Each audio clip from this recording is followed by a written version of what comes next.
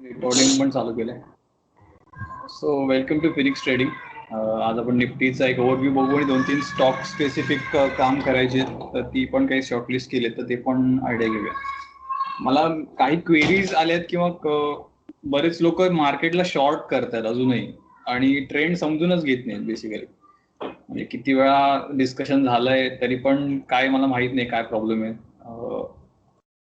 ते continuously short साईडला उभे आहेत आणि अजून कन्फर्मेशन येत नाही तरी पण शॉर्ट करतायत किंवा पुट ऑप्शन्स मध्ये खेळून मनी लूज करतायत. सो त्यांच्यासाठी पण एक प्राइस ऍक्शन्स दाखवायची होती की काय नक्की लॉजिक आहे.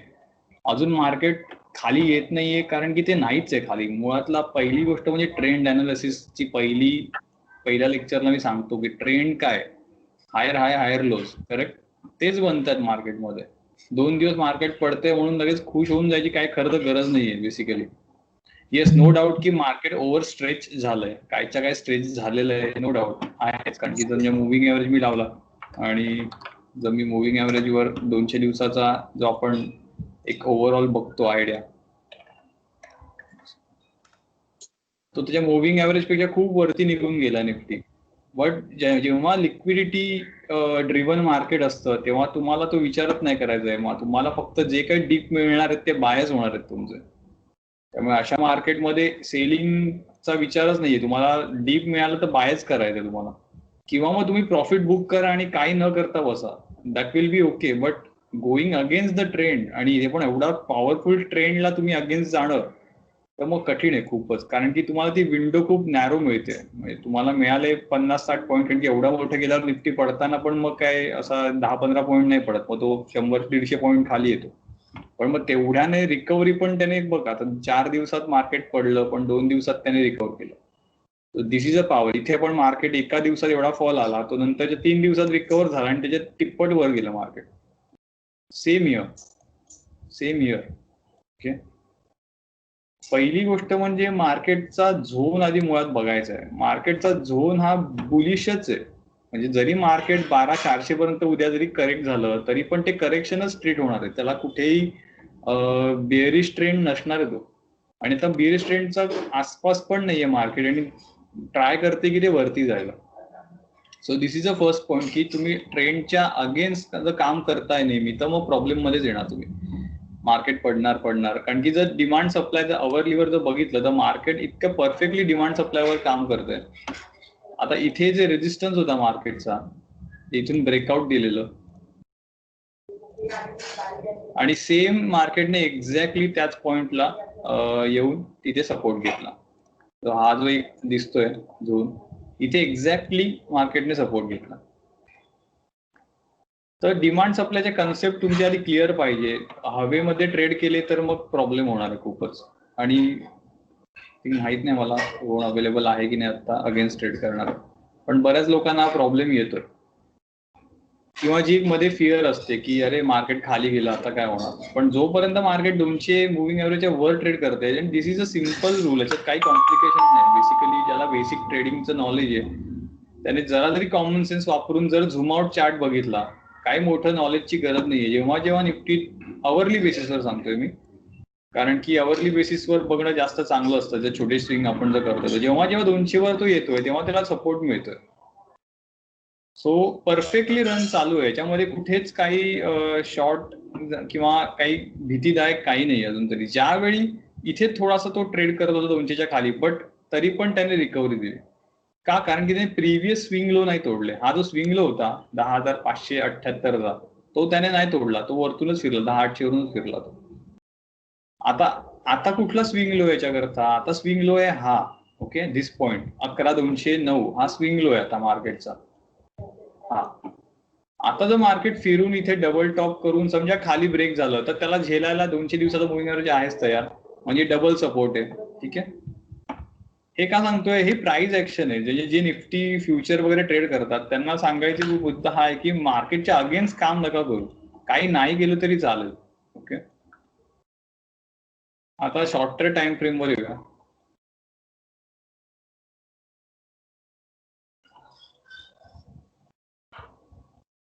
आता मार्केट खाली पडलं, ठीक आहे, तर मी ट्रेंड लाईन इथून मारली. मार्केटने एक चांगली खालची मूव्ह देऊन मार्केट क्लोज झालं, पण मार्केट गॅपअप उघडलं. ठीक आहे.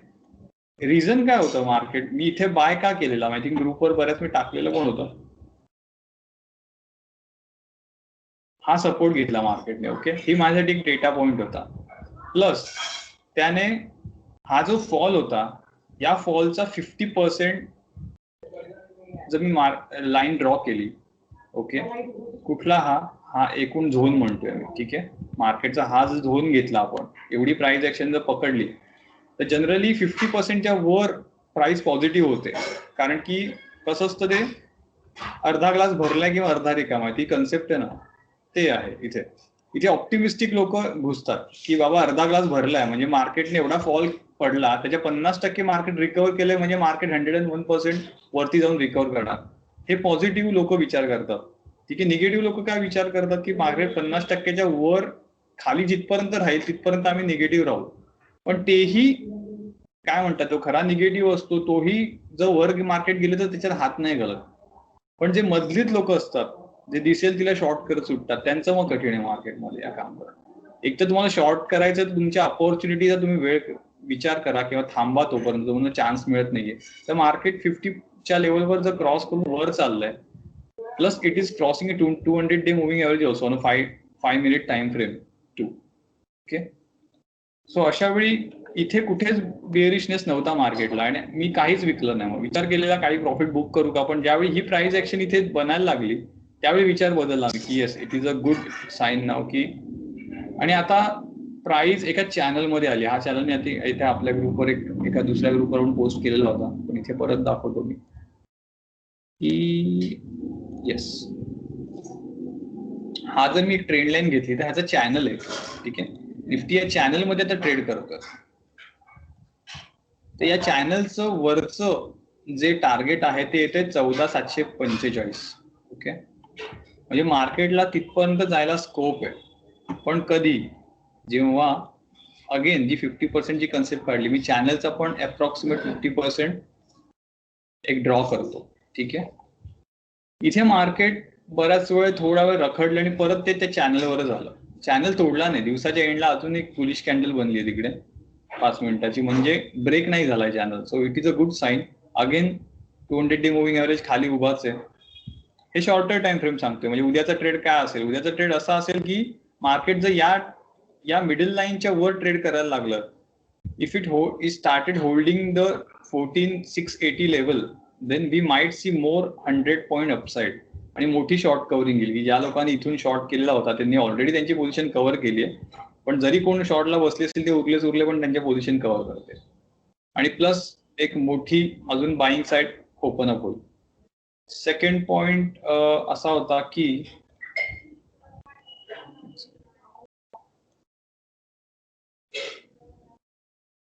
एक मला असं वाटतंय की 15,000 पर्यंत मार्केट इथून जायचे चान्सेस ओपन अप झालेत. कारण की मी समजा हा एक चॅनल आत्ता डिलीट केला, या ट्रेंड लाईन वर सगळ्या मी डिलीट केला. ओके, तर 1 सेकंड,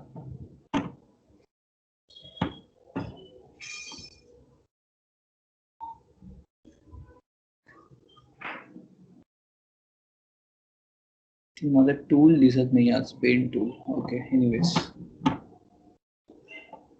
विल यूज दिस, किंवा इथे एक आहेच हेड अँड शोल्डर. सो मला इथे एक हेड अँड शोल्डर दिसतोय बनल्यासारखा. ठीक आहे,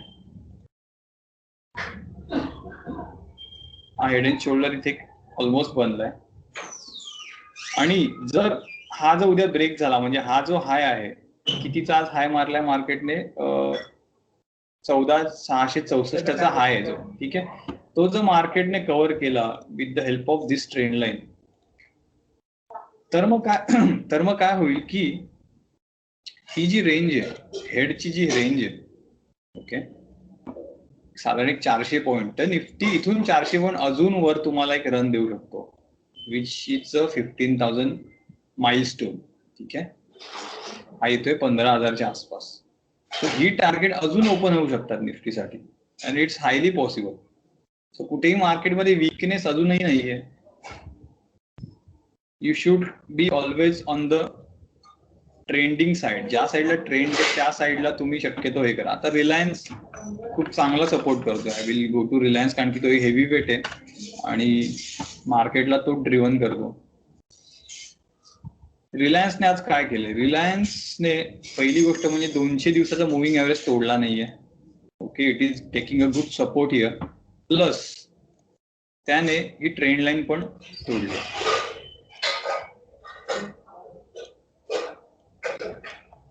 ओके, सो उद्याचा एक ट्रेंड साठी माझा रिलायन्स एक पिक आहे माझ्यासाठी, की ज्याचा स्टॉप लॉस आहे 1840च्या आसपास. खाली हा झोन आहे, ठीक आहे, किंवा हा झोनही घेऊ शकता. एक 1880चा वगैरे एक स्टॉप लॉस ठेवून जर उद्या बाईंग झालं साधारण याच्या आसपास, एक 2030च्या आसपास जर तुम्हाला रिलायन्स मिळाला तर it's a good sign. Or you can wait to test this trend line also. जर तुम्हाला खूपच डिफेन्सिव्ह खेळायचं आहे तर तो हा ट्रेंड लाईन तिथून एक खाली यायची शक्यता आहे, रिटेस्ट करेल इथून एक येऊन, आणि मग तिथून तो एक परत वरची रन देईल. सो माझ्यासाठी रिलायन्सची टार्गेट मोठी आहेत. 2300 हे त्याचं पहिलं टार्गेट आहे. हे जे झोन आहे हे त्याचं पहिलं टार्गेट आहे रिलायन्ससाठी. आणि जर रिलायन्सने जर मार्केटला प्रसन्न, हा डेली चार्ट जो लावलाय ना, त्याला जर का तू आवरलीला घेतलंस ना तर त्यांनी ती ट्रेंड लाईन टेस्ट केलेली दिसतीये असं मला वाटतं. म्हणजे please correct me if I am wrong. जर का त्याला आवरलीला घेतलास तो आज 2000च्या जवळ आला होता. 2001 2002. इन्व्हेस्टिंगला काही प्रॉब्लेम झालेला आहे. संध्याकाळचं इन्व्हेस्टिंग जाम हँग होतं. आय डोंट थिंक सो काय प्रॉब्लेम आहे. एक सेकंड.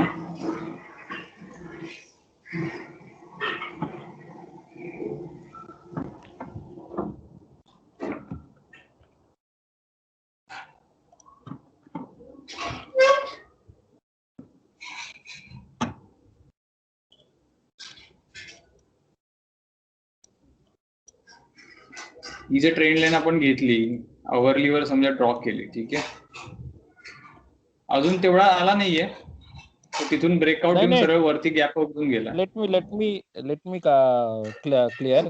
डेली लाईनलाच तू ट्रेंड लाईन मार आणि नंतर त्याला आवरलीला घे. त्या ट्रेंड लाईनला तो परत आलेला आहे. मी मारली ही बघ ना, डेली लाईन वरच मारली मी. हा, आता तू आवरलीला मारून मी आवरलीला कन्वर्ट केलं. येस, वरतून फिरला तो, त्या ट्रेंड लाईनला नाही आलाय तो, वरतून त्याने एक ब्रेकआउट दिलं. इथे कन्सोलिडेशन केलं त्याने 1 तासभराच्या टाइम लाईनवर. हे त्याने कन्सोलिडेशन केलं इथे आणि इथून त्याने वरती ब्रेकआउट दिलं. ओके. त्याने तो निफ्टी सगळा वर निघून गेला. ओके. आज तो इथूनच उघडला, गॅपअपच उघडलाय वरती.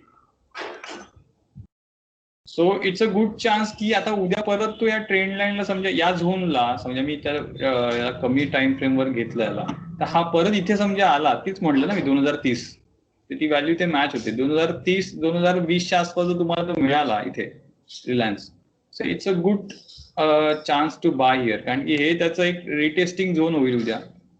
आणि जर उद्या गॅपअपच वगैरे उघडला तर मग जाईल सरळ 2090 वगैरे, तिथेच काहीतरी ओपन होईल तो. सो दोन्हीच शक्यता आहे मार्केटमध्ये, कारण की प्रोबॅबिलिटीचा गेम आहे. ओके, मार्केट चांगलं आहे, अजून तरी काही निगेटिव्हनेस वाटत नाही निफ्टीमध्ये. 14,665ला ट्रेड करते आता SGX निफ्टी. सो ग्लोबली पण काही मला प्रॉब्लेम वाटत नाहीये, पण शॉर्ट टर्मला हे वरची टार्गेट ऑन आहेत. तर हा एक चांगला ट्रेड बनू शकतो रिलायन्स मध्ये. आणि तुमचा स्टॉप लॉस वेल डिफाईन आहे. Stop loss is quite well defined here. Okay. So second point असा आहे की आयडिया वोडाफोन एक चांगल्या लेवलवर आहे. I will convert it into a daily chart आणि थोडासा झूम आउट करतो मी याला. नाव वॉट, ठीक आहे, आयडिया कंटिन्युअसली एक हायर लो बनवतोय. एक सेकंड हा.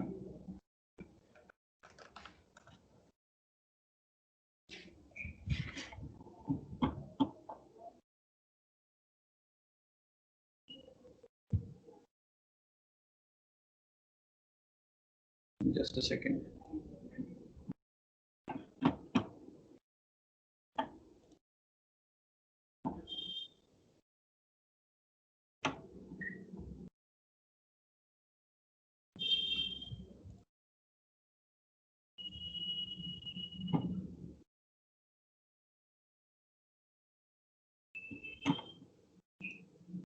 ओके.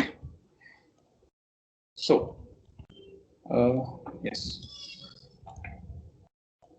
आयडिया त्याच्या एक रेजिस्टन्सला सतत धक्के देतोय वरती अँड एकदम इगरली ट्राय करतोय निघायला हे जो.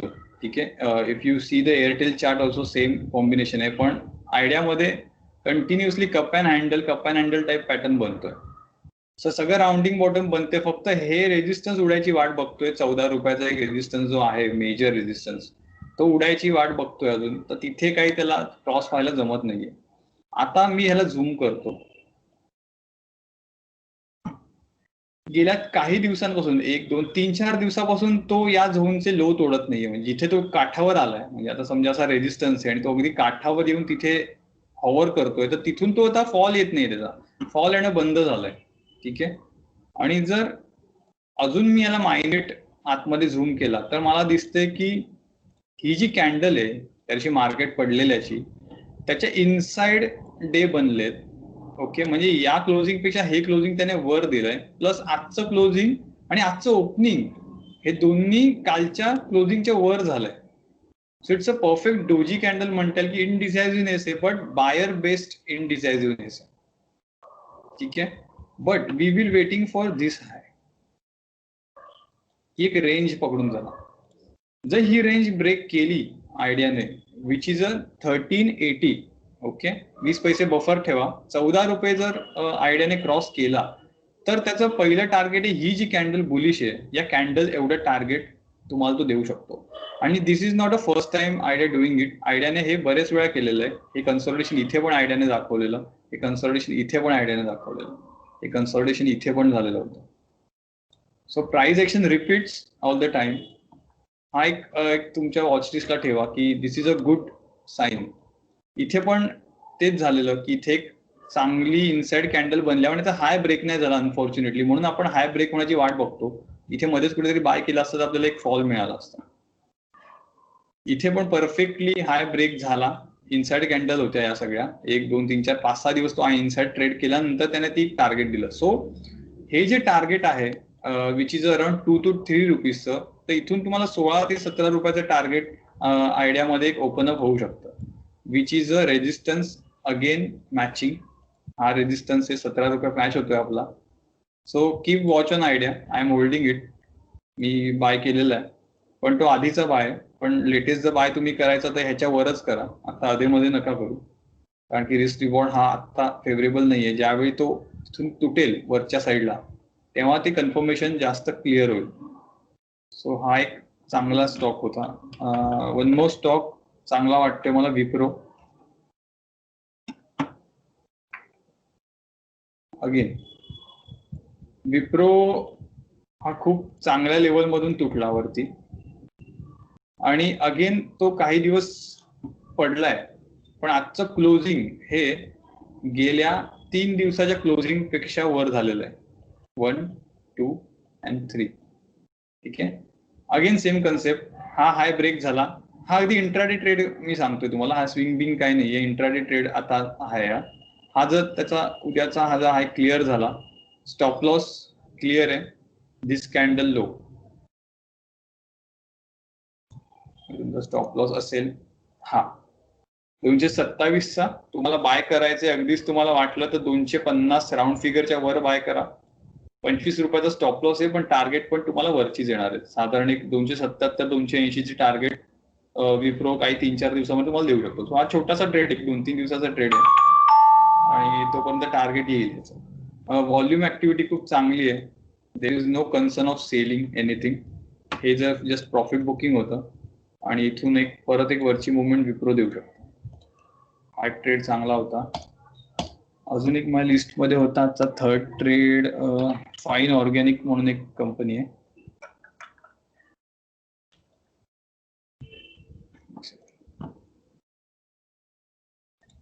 कोणती company? Fine organic. Okay okay. Fine organic industries. Okay. इथे खूप चांगला एक चार्ट पॅटर्न मला डेव्हलप होताना दिसतोय. ठीक आहे, म्हणजे खूप एक्सलंट वाटतंय मला. पहिली गोष्ट व्हॉल्यूम पासून सुरुवात करू. कोणतरी मोठा प्लेअर एंटर झाला, त्याने वरती घेऊन गेलाय आणि आता शांत आहे सगळं. ठीक आहे, इट्स अ गुड साईन की ते कुठेही अग्रेसिव्हली सेलिंग नाहीये, म्हणजे कोणतरी बाहेरच असलाय आहे आणि तो एक चांगला अॅक्युम्युलेट करायच्या विचारात आहे. It's a first sign. Okay. Second sign, जर फिबोनाची जर रिट्रेसमेंट ड्रॉ केली किंवा जर या रेंज जी आपण ती बघितली अगेन, एक सेकंड, लॉंग पोझिशन आपण समजा विचार करूया. ठीक आहे, आणि ह्याला जर मी मध्ये घेतला,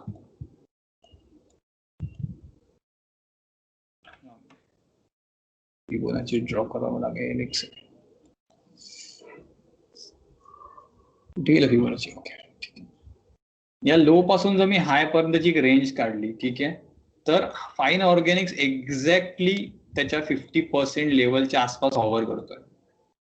but we need a close above this level. Okay, otherwise we won't take entry here.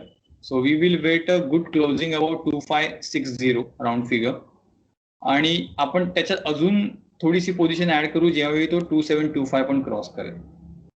So त्याने एकदम 0.61 ला एक चांगला सपोर्ट घेतलाय रिट्रेसमेंटचा. गुड साईन की डीप त्याने करेक्शन एक चांगलं त्याचं क्लिअर केलंय आणि आता तो चांगल्या पोझिशनला वरती जायच्या तयारीत आहे. सो हे सेकंड ऑब्झर्वेशन आहे. थर्ड ऑब्झर्वेशन, जर ट्रेंड लाईन वर आपण जर कॅल्क्युलेशन केलं तर ही ट्रेंड लाईन जी आहे इथून, ही ट्रेंड लाईन ज्यावेळी क्रॉस होईल त्यावेळी तिथे आपल्याला एक चांगली बाईंग ऑपॉर्च्युनिटी क्रिएट होईल. अजून ट्रेंड लाईन ब्रेक झालेली नाहीये आणि 50% रिट्रेसमेंट पण झालेली नाही. सो हा ट्रेड एक तो ड्यू आहे, अजून हा फुटलेला नाहीये. पण हा जर इथून जर वरती गेला तर ह्याची पहिले टार्गेट सरळ 3300 असेल.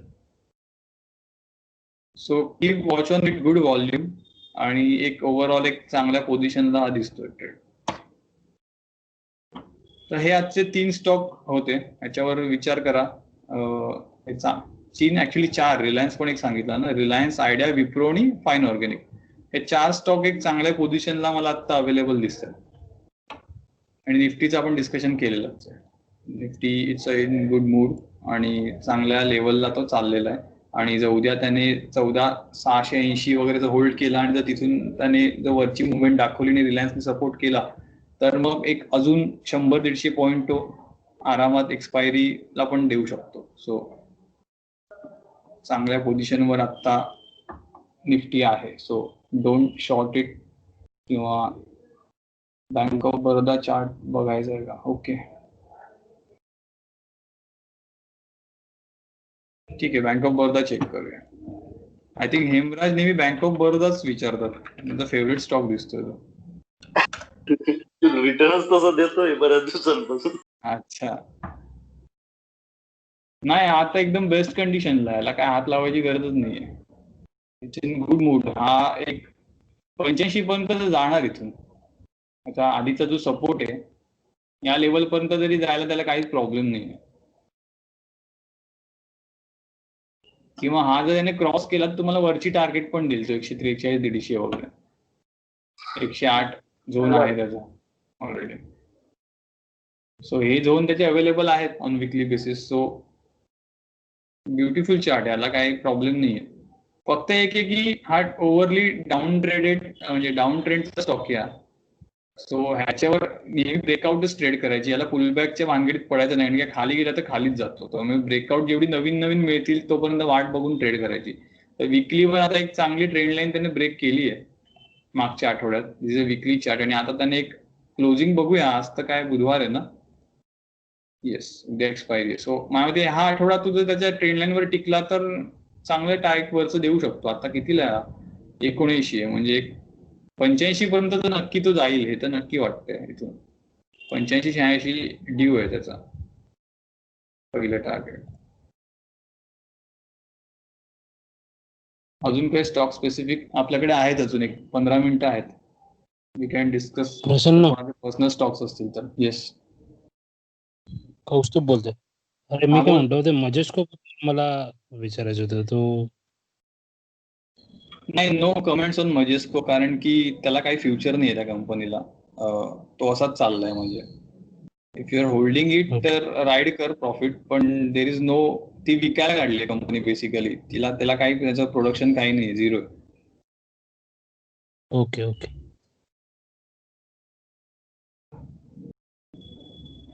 सो त्याच्यात काही खूप खास नाही आहे ऍक्शन मजेस्को मध्ये. ओके प्रसन्न, मग एक स्टॉक आपण एक सहज बघूया. Gujarat Petronet, sorry not Gujarat Petronet, Gujarat Pipavav, GPPL. मला त्याच्यात एक डाऊट आहे. त्याने 88 ला आता जे व्हॉल्यूम बाईंग झालं ते व्हॉल्यूम थोडासा कमी झालाय. व्हॉल्यूम आहे पण करेक्ट. प्रिव्हियस व्हॉल्यूमच्या ह्याच्यात तो व्हॉल्यूम श्रिंक झालाय, थोडा कमी झालाय. जर आता विकलीवर बघितलं तर विकलीवर there is a Weekly. Good rising volume. Okay. नाही नाही, विकलीवर विकली there is a वरतीच good. ह्याच्या आधीचा जर का बघितला तर ह्याच्या आधीचा म्हणजे ह्याच्या थोडा आधी, हा बघ मेन व्हॉल्यूम, हा राईट, तिकडनं This थोडा volume. कमी कमी होत आला बघ. याच्या आधीचा एक, हा व्हॉल्यूम हा राईट. तो तर खूप तो 2018 volume सालचा आहे ना, एवढ्या जुना रेफरन्स नाही घ्यायचा. नाही ना. नाही, आणि जरी ओके. घेतला तरी चांगलाच आहे ना. त्याच्या या कम्पॅरिझनला सेलिंग व्हॉल्यूम तर नाहीच आहे ना. जे काही व्हॉल्यूम आहे ते नाही. बाईंगच व्हॉल्यूम आहे. आणि जर बरं 2020 ठीक आहे मग. पासून रेफरन्स जर पकडला तर it's in a good position. आणि सेलिंग कुठे अजून दिसत नाहीये GPPL ला. म्हणजे जरी हे 3 आठवडे जरी तो पडतोय तरी पण तो कमीवर पडतोय. ते तर अजून जास्त चांगलं आहे. म्हणजे याच्यापेक्षा सेलिंग कमी आता होत चाललंय, ड्राय आउट होत आहे त्याचं सेलिंग कुठेतरी. ओके. सो आणि इट्स अ गुड एक कंपनी. नाही, मी होल्ड ज्यावेळी तो केलेला हा आहे त्याला. रेफरन्स, ज्यावेळी तो माझ्याकडे पण आहे पर्सनली. तो हम्म. ज्यावेळी तो हा उघडेल ना, आय थिंक तो थोडासा एक हा पॅटर्न बनवतोय आता. बरं त्यामुळे जर हा एक ठीक आहे. रेजिस्टन्स जर 100ची राऊंड फिगर आहे, GPPL जर 100च्या वरती जर एक विकली बेसिसवर जर क्लोज झाला तर भयंकर तो आग लागेल त्याला. मग तो सरळ मग इथून 140 वगैरे जाईल. अच्छा. तो ही टार्गेट त्याची ठीक आहे. सरळ ओपन होतील, कारण तो पडताना सरळ पडलाय. त्यामुळे जर एखादा क्लोजिंग 100च्या वर एक्सपेक्टेड आहे, सो लेट सी. असेल तर होल्ड करून ठेवा, कंपनी चांगली आहे. कंपनीच्या बाबतीत काही KRBL, SBI कार्ड्स. ओके. प्रसन्न, सौरभ आहे. हा बोल ना. आपण एक टाटा मोटर्स बघतोय की 4-5 दिवस किंवा रादर 1-2 वीक मध्ये त्यांनी चांगलाच रन दिलेला आहे. सो तो रन कुठपर्यंत जाऊ शकतो आणि काय टार्गेट्स असतील त्याचे? ओके, ठीक आहे. तर हे 2 स्टॉक बघू आणि हे बघू, टाटा मोटर बघू. ठीक आहे. येस चालेल. SBI कार्ड आता जबरदस्त लेवलला आहे. आता तुम्हाला नक्की काय कशासाठी क्वेरी ते पण लिहा. फक्त SBI कार्ड म्हणजे काय, विकायचं आहे, घ्यायचं आहे, काय क्वेरी काय म्हणजे? घ्यायचा इन्व्हेस्टमेंट साठी विचारतोय. ओके, नवीन घ्यायचं, अजून पोझिशन नाहीये तुमची. Okay. So I will advise wait, कारण की आता या लेवलला जरी तो वरती त्याने ब्रेकआउट दिला तरी एकूण हे बघता या लेवलला तो बाईंग मला चांगला वाटत नाहीये त्याच्यामध्ये. कारण की तो ऑलरेडी त्याने वर्टिकल रन दिली. सो खूप रिस्क रिवॉर्ड रेशो याच्यामध्ये माझा बसत नाहीये. कारण की जरी मी हा एक त्याचा स्टॉप लॉस ठेवला आणि इथे बाईंग केला तरी पण ते, एक सेकंड थांबा.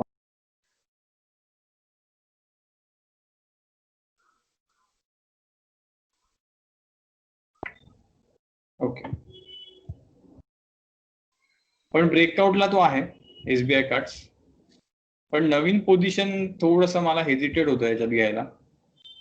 बट इट्स अ गुड, हे म्हणजे पॉईंट चांगला आहे, पण रिस्क रिवॉर्ड वाईज सूट नाही होते, कारण की तो कधीही खाली येऊ शकतो तिकडे. ओके.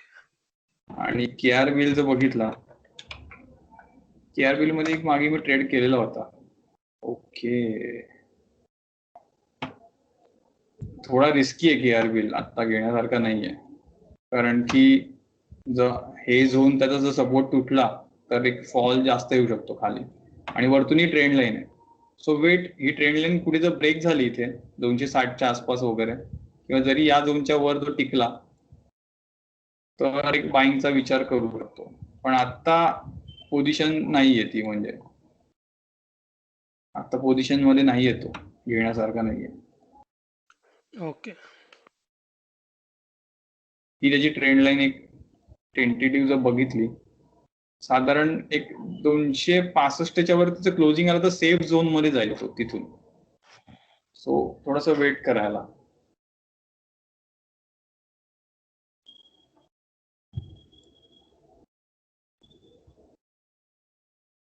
हा त्याचा पूर्वीचा जो रेजिस्टन्स होता तो ते क्रॉस केला, तो पडलाय आणि परत परत परत तो टेस्ट करतोय सपोर्ट. तर ते थोडंसं मला एक हे की तो नवीन हाय आता बनवत नाहीये बेसिकली, परत परत तिथे फिरून येतोय. But at the same time it is not creating a new high. त्याचे हाय पण आता खाली खाली येत चाललेत इथून. सो हे थोडंसं एक जरा रिस्की डायसी वाटतंय.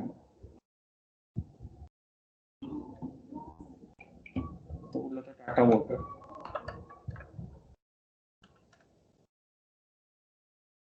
Tata motor excellent trend line ब्रेकआउटचं एकदम पिक्चर परफेक्ट जे असतं ना, म्हणजे राहुल द्रविड शॉर्ट्स कसे असतात पुस्तकात सांगितल्यासारखे, तसं जर तुम्ही टेक्निकल अनालिसिस जर कोणी शिकत असाल तर इतकं परफेक्ट ट्रेंड लाईन ब्रेकआउट होतं ते. ट्रेंड लाईन ब्रेकआउट केलं, रिटेस्ट केलं, जे मगाशी मी उदाहरण सांगितलं कुठल्या तरी ह्याला रिलायन्सला की रिटेस्ट व्हायला पाहिजे. रिटेस्ट म्हणजे हे असतं, एक ट्रेंड लाईन ब्रेकआउट तुम्हाला मिळतं, त्याच्यानंतर तो रिटेस्ट करून मग एक व्हर्टिकल रॅली देतो.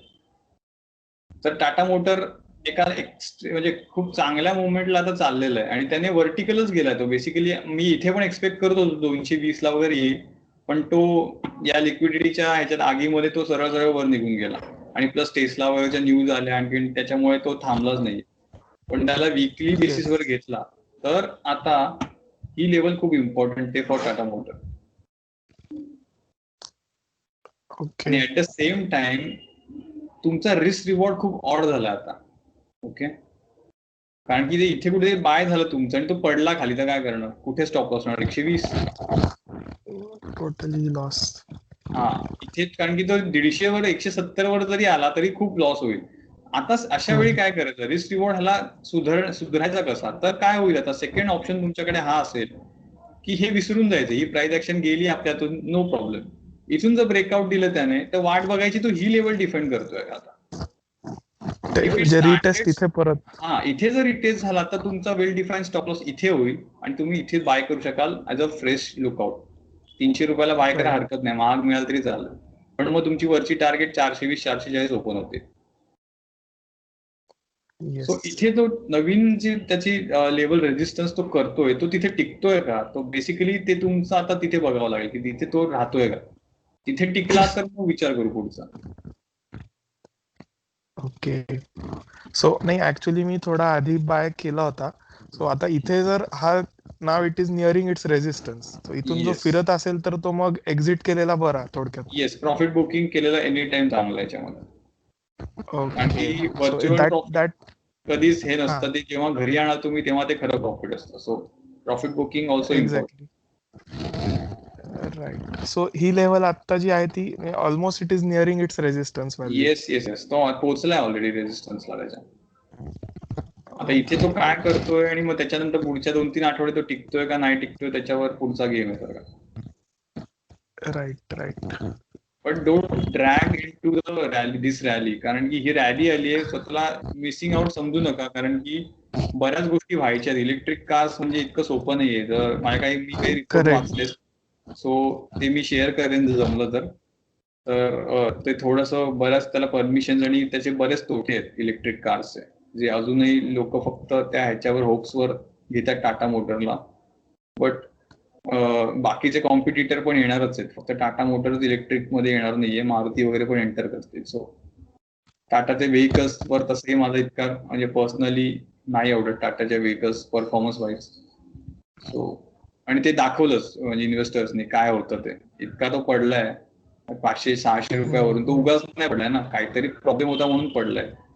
सो ही जस्ट असं असू शकतं की ही जस्ट एक डेडकॅट बाउन्स असू शकतो. हा बाउन्स तुमचा असा जाईल एक आणि परत तिथून खाली सुरुवात होईल, यू नेव्हर नो. ठीक आहे, हा अपट्रेंड मध्ये आला असं म्हणू शकत नाही आपण. It is a down traded stock only. Okay, thanks. Adani green sir विसरूनच जा, अदानी ग्रीनचं नावच नका करू. देर इज नो फंडामेंटल, पूर्ण मॅनिप्युलेटेड स्टॉक आहे तो.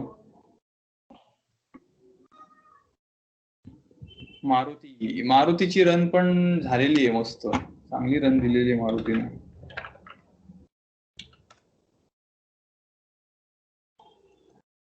मारुतीचं पण तेच सीन आहे, जिथून पडलाय हा, इथून जो मेजर फॉल आला तिथेच परत तो आता एक रेजिस्टन्सला आलेला आहे. सो सेम जे टाटा मोटरचं लॉजिक आहे तेच आहे, वरती जाऊ तेव्हा टिकला तर ठीक आहे, नाही टिकला तर आहेच मग परत. इथून पडलेला होता तो, सो तो आता रेजिस्टन्सचं काम करेल. तर बघू याच्यात काय होतंय. पण ट्रेंड ह्याचा पॉझिटिव्ह आहे, ओव्हरऑल ट्रेंड हा पॉझिटिव्ह आहे मारुतीसाठी. आणि त्याचा हा जो मेजर रेजिस्टन्स होता आधीचा, अर्लियर रेजिस्टन्स 7,200 7,000च्या आसपास, त्याने तिथे 3 आठवडे रिटेस्ट केली ती लेवल आणि मग वर चाललाय. सो हाही बहुतेक प्रॉमिसिंग होईल असं मला वाटतंय मारुतीमध्ये. पण बघूया, म्हणजे अजून 3-4 आठवडे वाट बघावं लागेल. आणि तेव्हा बजेट वगैरे सगळंच येणार आहे. सो तुम्ही आता फक्त वॉच ठेवा या सगळ्यांवर, की आफ्टर बजेट हे कसं रिॲक्शन देणार आहेत ते बघायला लागेल. म्हणजे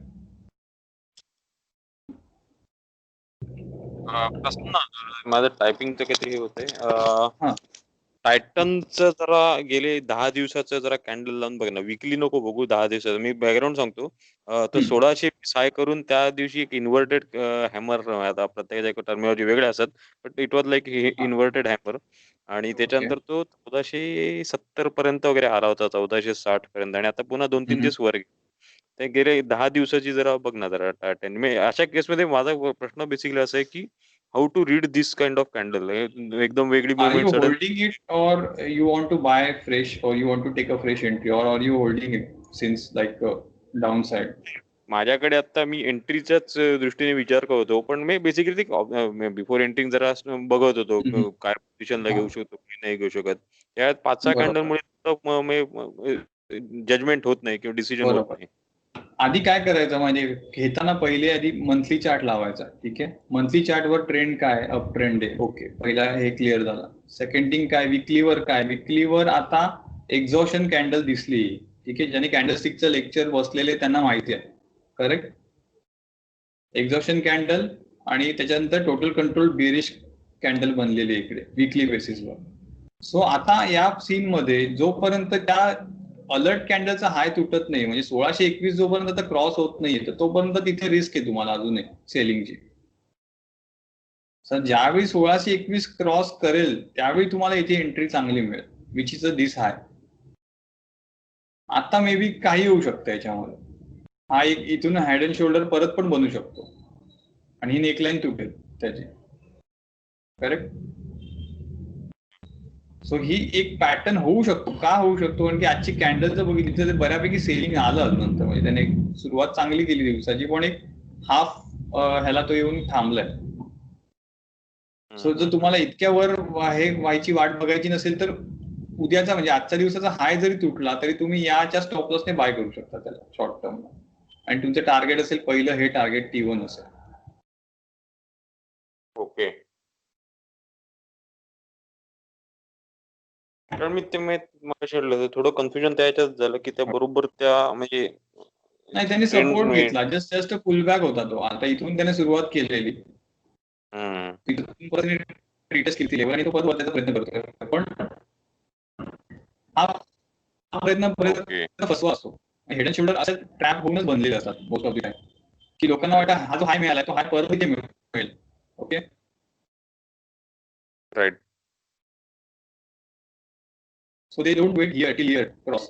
एक क्रॉसिंग मध्ये वाट बघत नाही, ह्याच्या फोमोमध्ये पटकन इथे घेऊन टाकतात आणि मग ट्रॅप होतात. सो आय विल ऍडवाइज ही कॅन्डल नेहमी रिस्की असते टॉपला बनवून, की ट्रेंड एक्झॉशन झाल्याची इंडिकेशन असते. सो ह्याला जर बीट करायचं असेल तर इथे त्यांनी शॉर्ट केलं ते ट्रॅप होतील सेलर. त्यामुळे मग हे क्रॉस झाल्यावर तुम्हाला कन्व्हिन्सिंग जास्त मूव्ह मिळेल than buying here at this point. थोडा महाग मिळाला तरी चालेल, 70 पण तो कन्फर्म तुम्हाला मिळेल वरच्या साईडला. ठीक आहे, थँक्स. ओके, प्रसन्न वेळ असेल तर घ्यायचा का अजून? कुठला IRCTC. अच्छा, IRCTC मी पर्सनली होल्ड करू नये आणि त्याला मी 1200च्या खाली स्टॉप लॉस ठेवून दिलेला आहे. आणि हा एक अगेन तेच आहे की हा कन्सॉलिडेशन मध्ये चाललाय, पण ज्या दिवशी रेल्वे सुरू होतील त्या दिवशी हा भयंकर वाढणार आहे. हा म्हणजे आता माझं पण 1190 पासून तर 1350 पर्यंत मी असे 4-4, 5-5 अक्युमुलेट करतो मी. पण आणि हा आणि माझं ट्रेंड लाईन पण रिस्पेक्ट करतोय आणि आजचे 2 दिवसाचे मोमेंट जरा त्यातल्या त्यात पॉझिटिव्ह वाटतात.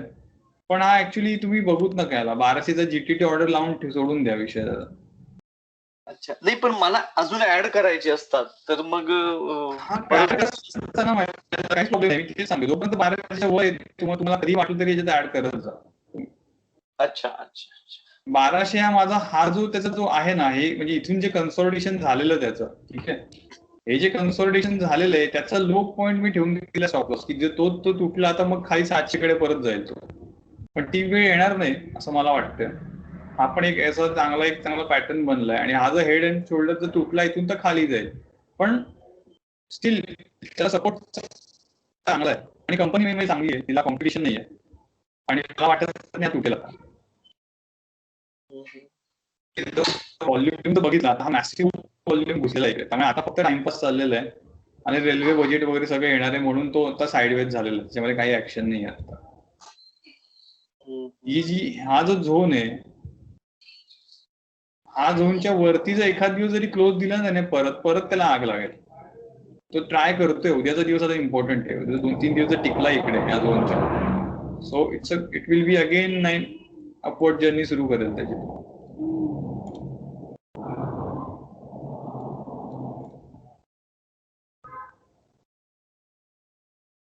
ओके,